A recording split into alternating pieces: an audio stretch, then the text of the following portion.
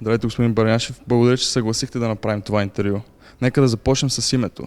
В Световната федерация по кетч ви познаваме като Александър Русев или само като Русев. А в живота сте Мирослав Петров Барняшев. Откъде дойде името Александър Русев и защо се изявявате с него в WWE? Ами Русев, имах един приятел от спортното училище, гребахме заедно в една лодка. И винаги ми е харесвал фамилията Русев. И като първо почва в WWE и имаш възможност да си радеш каквото име искаш. И Александър просто ми звучеше като българско име и Русев, мой приятел. Бай Васил. Предполагам, знаете, че сте един от най-известните, може би най-известни българин в света в момента. Как се чувствате от този факт? Няма значение кой колко е известен. Въпросът е, то не е въпрос, просто да представяме държавата по най-приятен начин. Започнал сте да се занимавате с спорт от малък. Разкажете за този период от живота ви. Минал съм доста спортове. Първи мисля, че беше борба, но единствена причина, по която бях записал борба, защото исках да е като кетча. Обаче не беше. И подминах. И както нормалните неща, карате, джудо, баскетбол, най-много се задържах и академично гребане, като майка ми и баща ми. И оттам спортното училище няколко години завърших. Някога като малък, било ли ви мечта да станете част от Световната федерация по кетч? Знаем, че в края на 90-те развлекателният спорт бе много нашумял в България. Определено. Много преди края на 90-те на мен ми беше дошло. Още когато трябваше да обикалям от човек на човек, да искам видеокасети, да гледам Холк Хоган и WrestleMania и което и да е било. И следователно да иде, когато кабел на телевизия или 96-та или коя година беше Ари Торера, когато дойде вече в България на шумя, тогава още повече, нали всичко. После идва възможността да заминете на бригада в САЩ, която се оказа повратна точка в живота й. Но в началото на престоя там знаем, че сте имали проблеми. Разкажете за тях и за това как един никому неизвестен българин се превръща в един от най-големите световни звезди в развлекателната индустрия. Проблеми, не всички си имаме проблеми. Въпросът е да ги обърнеш в позитивни неща и да си обърнеш гледната точка. Но в момента, в който го правиш, за теб е най-големият проблем, както казваш. Но сега като гледам назад, всичко е било както трябва да се случи. Че са ме изгонили на улицата, че съм нямал пари и това са просто неща, които... По-силен? Определено по-силен и като имаш цел, просто трябва да я следваш и не може нищо да те спре. Там срещнахте и жена ви Лана. Разкажете за нея. Тя също е европейка. Как се намерихте? Първият ден, когато тя започна в WWE, в NXT, се запознахме. После Дъсти Роудс, Бог да го прости, той беше начело на изграждане на фигура, на какъв ще е Русев, каква ще е Лана и така нататък. И тогава още от първи ден сложи заедно да работим, защото тя говори перфектно руски, живяла е в Латвия 12 години и си е красавица. И оттам почнахме всеки ден да работим заедно, да тренираме и прекарахме повече и повече време. Бяхме много добри приятели и просто дойде в един момент, който... Приятелството стана повече от приятелство. Разкажете за сватбата с Лана.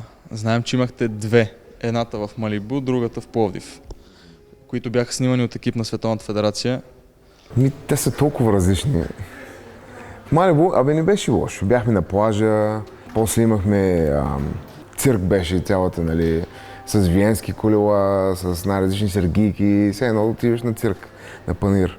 Обаче в 11 часа ни загасиха лампите, трябва да се прибираш. Тук нашите сватби са просто шашнахме ги всичките. Торо Дива снимаше, отделно имахме толкова американски гости и просто им взехме акъла. Хареса ли им над братята Усо тука и правим впечатление, че много от тях се хванаха на хорото? Как? Те са талантливи, те веднага го схванаха. Той беше само един, само Джон беше тук. Но каза, че определено това е най-хубавата сватба, ако не е най-хубавото тържество, в което някога е бил. В момента живеете с нея в къща в Нешвил, Тенеси, като разбрахме, че доста неща около домът ви са свързани с България.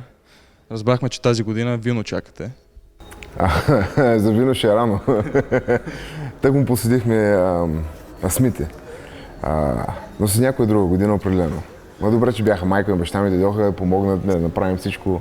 Когато подписахте договора с Световната федерация по кетч, някои от шеловете или други звезди от федерацията бяха ли чували нещо за България? Не. Определено не. Определено не, обаче когато си чужденец, това винаги може да е предимство, но също и като недостатък. Но при мен беше предимство. Освен, че говорех друг език, изглеждах по-различно. Това явно е направо страхотно впечатление на Джон Сина, защото гледах едно негово интервю по една от националните телевизии в САЩ, в което той точно това разправяше, как малка страна като България има Русев и как трябва да се гордее с него. Благодаря на Джон за комплимента. Но той също е голям фен на щанги и на дигане на тежести, така че той знае България от други места. Докато феновете на Кетч Федерацията определено знаят България от моето представяне. Какво си спомняте от дебюта в основния ростър на турнира Кралски Грохот на 26 януари 2014? Спомням си, че нищо не беше сигурно. Извикаха ме, казаха да отида, обаче дали ще участвам или не се знаеше още. И стоях цял ден, то определено си е стояне постоянно и чаках. И по едно време бях на ринга и почнах да показват графиката на Тайтън Трона. Александър Русев и знамето. Интересно, беше за милисекунда. Обърнах се, викам, бре, и се скри. И отвътре почна ми става едно, бре, може и да стане тая работа. И Лана дойде, не извих много набързо. Тя и даже не беше преди това с мен, обадиха и се, излетяха и дойде. И други въпрос беше, не знае дали тя ще бъде с мен, не знае дали Вин ще хареса цялата двойка да неща. И едното пак стана с другото, участвахме, представянето се получи идеално, всичко беше като по филм. Изпитахте ли притеснение, вълнение от толкова много зрители и камери вперени във вас? Камерата не е толкова, колкото ти си подготвен, или поне би трябвало да си подготвен. И аз винаги съм вярвал в своите качества, така че винаги съм бил самоуверен. Обаче просто чувството, в което е, че всички този труд и всичко, което си минал и в един ден просто се случва така, че ето го, готов си. Е направо невероятно. Много сте популярен по света с думите Русев ударя, Русев мачка. От федерацията ли ви помогнаха да кажете нещо на български? Имаха те желанието, преди моята музика да излезем, да казвам нещо на български, но не знаеха какво, няма да си представя. И помня, че Роки 4 гледахме аз и Лана. Казаха, каквото Драго удря, той унищожава. И аз викам, как сега да го направим, харесва ми. И ми дараха един микрофон, казва и аз Русев удря, Русев мачка. Какво означава? Казах ми какво означава. Добре, сега кажи както... И един път го казах и се показа. Известният в миналото кетчист Андрей Гиганта е из български корени. Това знаят ли го господин Макмен и компанията? И някой от тях чул ли е за един от най-големите българи, Дан Колов? Някой скоро ме пита, Майкъл Хейс, един от продуцентите, ме пита скоро за... Кой вика беше този българин от ранните 1900, дето бил много известен, им казах за Дан Колов. Но не го знае като име. А за Андре всички си мислят, че е французин, никой, да. Което е... Аз винаги ги поправям също време. Особено както излезе на документален филм за него, беше много хубаво направен. Но определено казвам, че аз не съм първия българин, аз съм втория. Знаем, че вие кетчистите много обикаляте, защото всяка седмица има шоута, но остава ли време да се прибирате в България, в родния Пловдив? И колко пъти в годината успявате да се приберете в родния дом? Веднъж, може би, ако съм щастлив, ако ми е щастлива годината. Щастлива година. Щастлива година е, паспорта няма вече страници от пътувания, трябва да отидем да си оправим паспорта. И ето една седмица ваканция в България. Кой е най-добрият ви приятел в Световната федерация по кетч? Шеймъс? Не, да кажа първо, жена Милана, защото ми се разсърди. След нея е Шеймъс. Разбрахме, че и кучето ви е кръстено на него. Да, майка ми и баща ми кръстиха името на Шеймъс. Той беше много трогнат. Направо се разплака горкия. Как се сближихте с Шеймъс? На едно турне преди беше 2 години пак в Европа и стана така, че бяхме в Ирландия и отидахме в неговата къща. Мисля, че даже и преди това, като бяхме заедно в League of Nations, тогава малко се сближихме и после като отидах в неговия дом в Ирландия и така все повече и повече и сега живее на 5 минути от мен в Нашвил. Кой е най-големият ви съперник? Кой е най-големият ми съперник? И също кой ви е било най-трудно?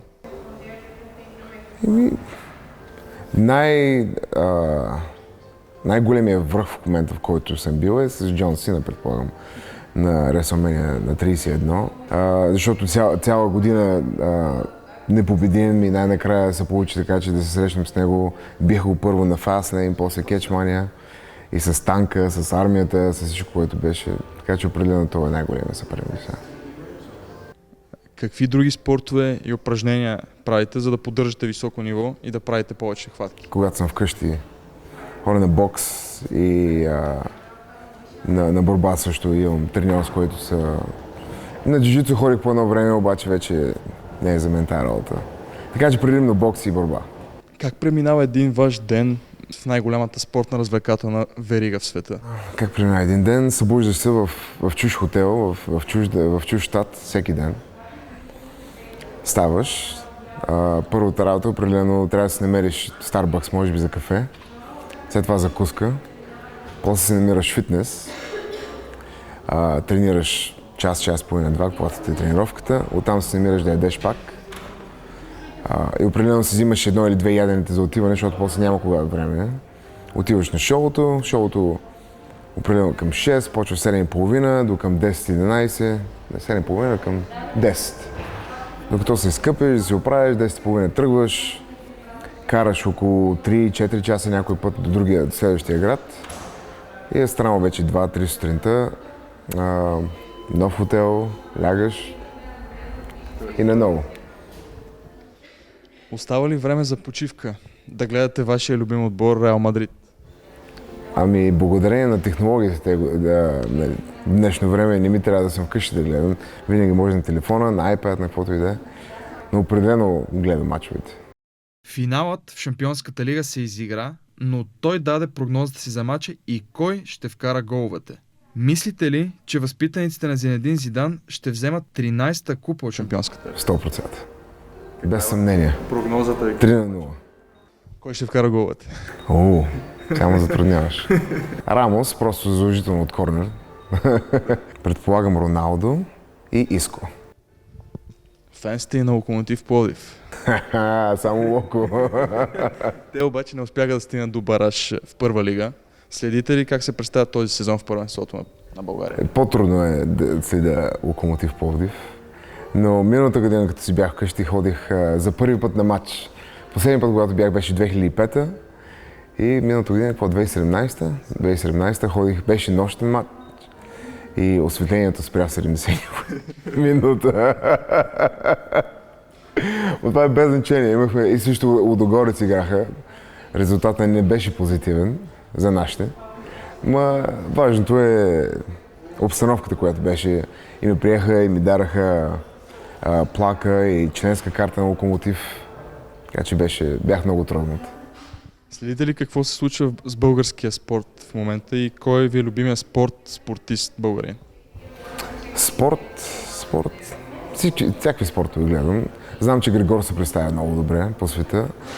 И винаги си говорим аз и с Сезаро, който е от Швейцария. Обаче сега не може да ни стане работа, така че да ги бием тези швейцарци.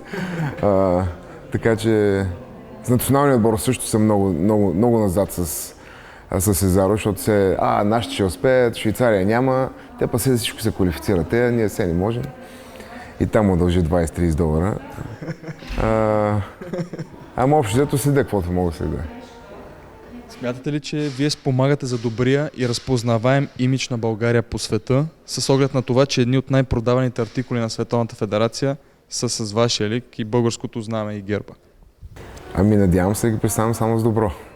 Не искам да подвеждам или да представям България по никакъв негативен случай и колкото и да ме питат, винаги ще хваля България.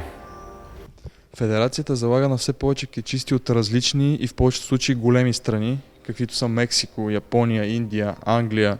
Как малка страна като нашата се котира след тези страни и смятате ли, че това е доста голямо ваше постижение България да има роден представител? Големите страни, то се подразбира. Маркета е голям, следователно. Не, че трябва, но е желателно. А ние от малките страни просто трябва да си много добър, че никой да не могат да ти отречат таланта. Ако зрителите следят Световната федерация по кетч, трябва да знаят, че на първо място това е спортно шоу. Но е много трудно една кетч звезда да направи голяма кариера и да остане в светлините на прожекторите, особено в чужда страна. А вие го направихте, като вече четвърта година сте сред най-добрите в основния ростър на шоуто. Как го постигате? Отвътре ми идва. С много труд и си ми е някакъв талант, дето винаги съм си го имал, винаги си ми е бил отвътре, предполагам. И хора си имат други таланти, просто трябва да го открият кой е тяхният талант. И според мен този е моя. Когато ви предложиха да излизате под руски флаг и да възхвалявате Русия, много българи ви заклеймиха. Кажете за това, защото знам, че принципно сте много голям националист. По постове в социалните мрежи, по ваши думи в федерацията. Още по-показателно за това и че направихте сватба по всички български обичаи тук в България. То се почна още от преди това, когато в NXT излизах с българския химн няколко пъти. Как той ще с българския химн палячо, немалячо, да не знам си какво, не знам си що. И аз си да и се чуда, какво им пречи на тези хора? Какво им пречи да използвам аз българския химн? Просто това ми беше много чудно, как може всички... Аз не излизам да представям с лошо или в някой порно клип да се снимам и да снимат отзад българския химн. Ама както и да е, те винаги си има. Той и до този момент, колкото и добре да се представяш, все ще имат да плюят. Ама просто от едното ухо в другото се заминават. Доколкото до Русия да представям, беше просто сценарий, шоу е все пак. Който и да гледа вашето предаване, гледа най-различни шоута и харесват един, не харесват друг, то просто така е написано. Обаче в момента имам възможността да бъда себе си, да бъда просто Русев и предполагам, че се представям добре. Кога изтича договорът със Световната федерация по кетч? Имате ли желание да продължите да сте част от нея? Защото знаем, че по света се създаваха много алтернативни федерации в този спорт. Аз харесвам където съм в момента, така че не съм гледал на никъде, освен българското кино. Между другото, скоро се извядате като актьор. Разкажете за... Беше възможност... Беше ни представена възможност за филм, който се казва Other Versions of You. Другата версия на себе си, нещо такова, не знам как ще го преведат. И аз и Лана намерихме пари за филма и бяхме продуценти и също имах възможност да участвам няколко сцени в него, докато Лана имаше по-голяма роля. И беше забавно. Ние сме свикнали да си бъдем пред камерата, така че и особено като ми дадат малко повече време, така да бъда себе си. Има ли шанс в скоро време да ви видим в матч за световната или универсалната титла? Да се надяваме. Трябва да гледаш да видиш. Дали България може да стане спирка за някои от шоута на Световната федерация по кетч? Още повече, че като наш роден представител със сигурност ще генерирате много чуваемост и гледаемост. Чакам кмета на Пловдив още да се обади. Писа ми преди 1 година. Още чакам. Така че се опитвам да направим нещата. Не е заужена в Пловдив, така че той изтърва малко топката, така че и в София може. Значи от ваша страна може да се случи, Определено. Но се чака само държавна намеса. Определено.